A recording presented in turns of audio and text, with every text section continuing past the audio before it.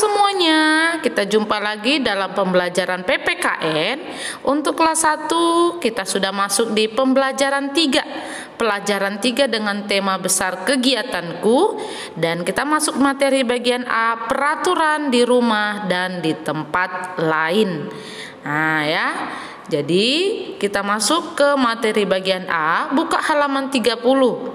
Nah, coba baca ceritanya pada halaman 30. Ini dia ya. Dengan judul ceritanya sepak bola. Nah, tujuan pembelajaran kita adalah dengan mempelajari materi ini, peserta didik diharapkan dapat mengenali peraturan di rumah dan di tempat lain dengan benar. Nah, di sini ada cerita sepak bola halaman 30. Jadi, ketika sudah melihat, maka amatilah gambar ini halaman 30 sampai 31. Nah, kira-kira ini gambarnya tentang apa? Nah, ya. Jadi, gambar yang pertama ini itu adalah gambar anak-anak yang sedang melakukan pemanasan sebelum bermain. Lalu yang ini itu adalah anak-anak yang sedang melatih keterampilannya dalam bermain sepak bola, yaitu menendang, menggiring bola, menyepak bola. Ah, ini dia ya. Nah, lalu setelah mengamati gambar halaman 30 sampai 31 dan tadi sudah membaca teks cerita halaman 30, ada pertanyaan. Yang pertama, Danu makan malam bersama? Ya, jawabannya adalah keluarga.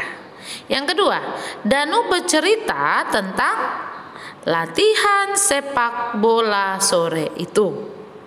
Nah ya, yang ketiga, di mana Danu bermain sepak bola? Ayo, di mana? Ya, di lapangan dekat rumah. Nomor 4, jawabannya kiper. Kira-kira apa ya pertanyaannya ya? Ini dia.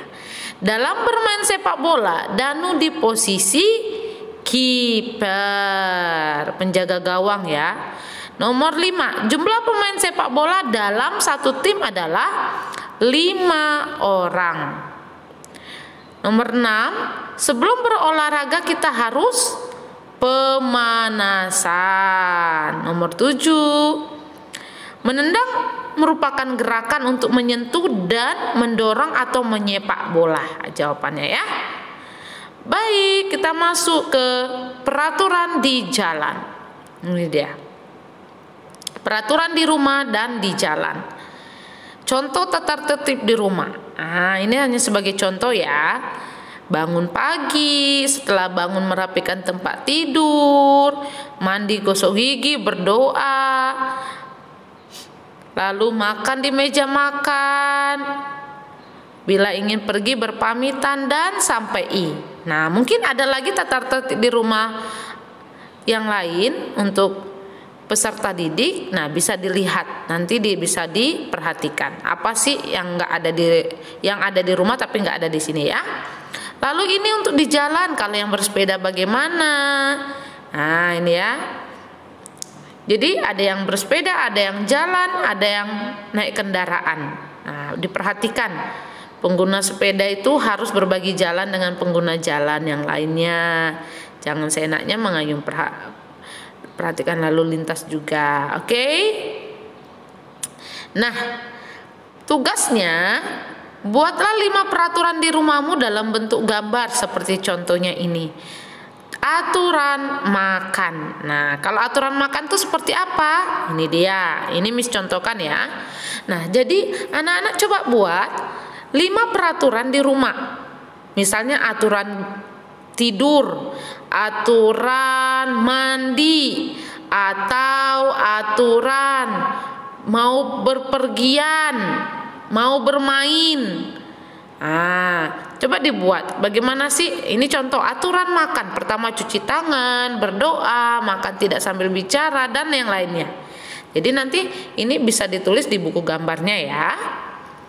Oke. Kita buka halaman 32 dan kita akan menjawab halaman 33 dengan cerita aturan di rumah Danu.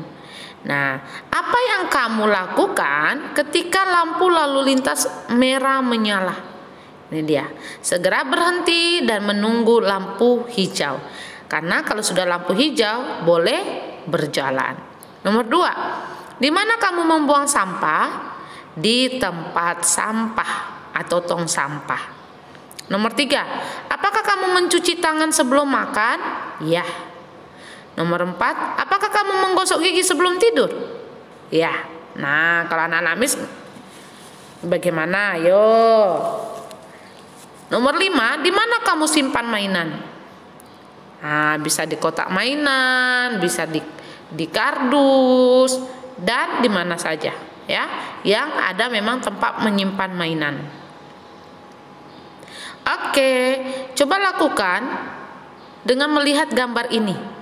Beri tanda hijau pada kotak yang menunjukkan perilaku baik, jingga atau kuning ya jika perilakunya tidak baik. Oke. Nah, yang mana? Ini ada di halaman 33. Yang baik, ayo coba dicek dulu. Ya, yang pertama ini adalah tidak baik. Kenapa? Karena tetap membaca buku atau koran atau apa, padahal melihat ayahnya sedang membawa barang, tidak membantu. Itu perilaku tidak baik ya. Lalu gambar yang kedua, ini baik nggak? Iya, ini baik karena mencium tangan Pak Guru ketika ke sekolah. Tapi untuk saat ini jangan dulu ya, karena kita masih ada dalam masa pandemi. Lalu gambar yang ketiga ini bagaimana? Iya, ini baik karena menyimpan sepatu di rak sepatu, bukan dibuang sembarangan atau diletak di sembarangan ya. Dan yang terakhir ini tidak baik karena mendorong teman. Nah, itu nggak baik ya. Jadi kalau kita sedang bermainlah sportif, jangan mendorong. Oke? Oke, sampai jumpa dalam video pembelajaran kita. Thank you for watching my video. Bye bye.